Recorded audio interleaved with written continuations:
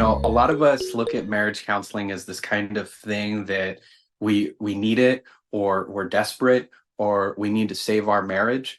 And I think that's a bad perspective to come at this from, because when we think about needing to go into our dentist, we think of prevention. When we think about going to school, we think of education and preparation.